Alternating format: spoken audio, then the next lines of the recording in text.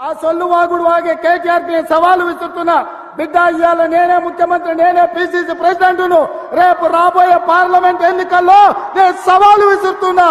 నీ చేతనైతే దమ్ముంటే నువ్వు మగోడు అయితే ఈ తెలంగాణ రాష్ట్రంలో బిడ్డ ఒక్క సీటు గెలిచి చూపించు. నీ అయ్యా నువ్వు వస్తావో నీ అయ్య వస్తాడో మా కార్యకర్తలు చూసుకుంటారు. బిడ్డ నువ్వు అనుకుంటున్నావా అల్లా తప్పగాడని? అల్లా తప్పగాలం కాదు, అవులగాలలాక అయ్య పేరు చెప్పుకొని కుర్చీలో కూర్చోలేదు సన్నాసోడా. కింది నుంచి కార్యకర్తగా కష్టపడి జెండాలు మోసి లాఠీ దెబ్బలు విని నీ అక్రమ కేసులు ఎదుర్కొని చెర్లపల్లి చెంచల్గూడ జైల్లో మగ్గినా భయపడకుండా లొంగిపోకుండా నిటారుగా నిలబడి నిన్ను, నీ అయ్యను, నీ బావను బొందబెట్టి ఇవాళ కుర్చీలో కూర్చున్నాం. ఈ కుర్చీ ఇనాం కింద వచ్చింది కాదు, ఈ కుర్చీ అయ్య పేరు చెప్తే వచ్చింది కాదు బిడ్డ.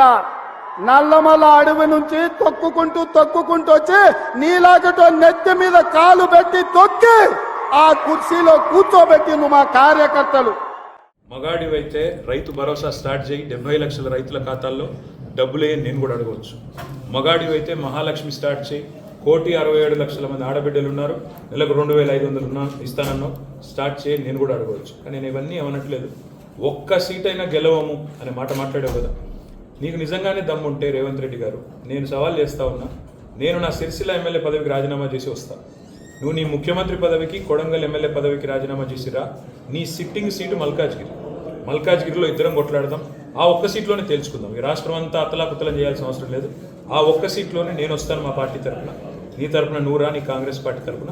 అక్కడ తప్పకుండా తేల్చుకుందాం. ఎందుకంటే ఒక్క సీటు గెలవను అని మాట్లాడుతున్నాం. మరి నీ మల్కాజ్గిరి పార్లమెంట్ సీట్లో అసలు ఎన్ని ఎమ్మెల్యేలు గెలిచింది కాంగ్రెస్ పార్టీ? గుండు సున్నా. ఎంతమంది కార్పొరేటర్లు గెలిచారు నీ మల్కాజ్గిరి పార్లమెంట్ పరిధిలో?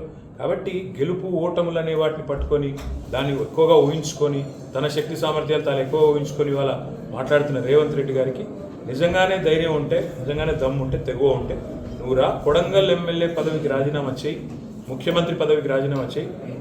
మన మల్కాజ్గిరిలో నీ పార్టీ అభ్యర్థిగా నువ్వురా, నేను కూడా నా ఎమ్మెల్యే పదవికి రాజీనామా చేసి నేను కూడా వస్తాను. అక్కడే తెచ్చుకుంటాను.